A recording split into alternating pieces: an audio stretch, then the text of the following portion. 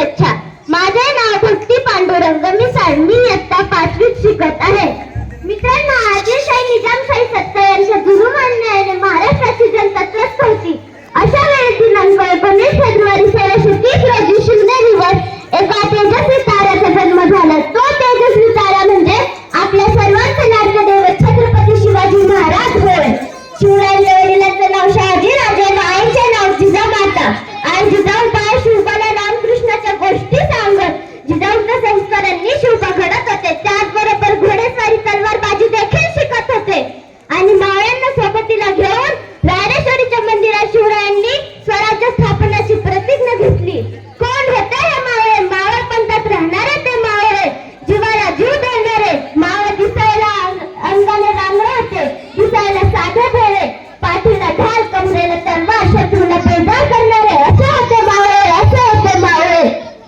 स्वराज्याच्या दिशेने वाटचाल करण्यासाठी महाराजांनी तोरणा किल्ल्याची निवड केली आणि तोरणा जिंकून हिंदवी स्वराज्याचे तोरण बांधले आणि त्यांच्या प्रचंड विस्तारामुळे त्याचे नाव प्रचंडगड ठेवले गेले. त्यानंतर स्वराज्याची घोडदौड वेगाने सुरू झाली.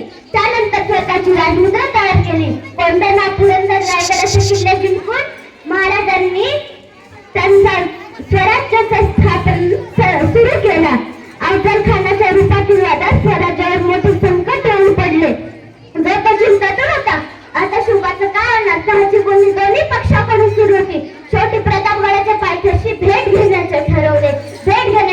भेटीच्या दिवशी काय झाले? होता धिप्पडाचा अफजल खान शिवरायांना ठार करण्या बगलेखाली दाबली मार आणि बगलेखाली दाबली मार. दुसऱ्या हाताने कटारीने केला वार. चिलखताने वाचले प्राण. शिवरायांनी चपळाईने 5 नखाने पोटात खानाच्या केला वार आणि बिचव्याने संकटावर केली मात. अफजल खानाची सामना पन्हाळगडावरील वेढा, शाहिस्त खानाचा आक्रमण, पुरंदरचा हा बादशाह चिकन अशा अनेक संकटातून बाजीप्रभू देशपांडे, मुराद राजा आणि तानाजी मालपुरे अशा अनेक स्वामिनिष्ठ सेवकांच्या मदतीने व युक्तीच्या शिवाजी महाराज सही सलामत बाहेर पडले. स्वराज्य स्थापित झाले आणि अखेर शिवाजी महाराजांचे स्वप्न पूर्ण झाले. हिंदवी स्वराज्य संस्थापक श्री छत्रपती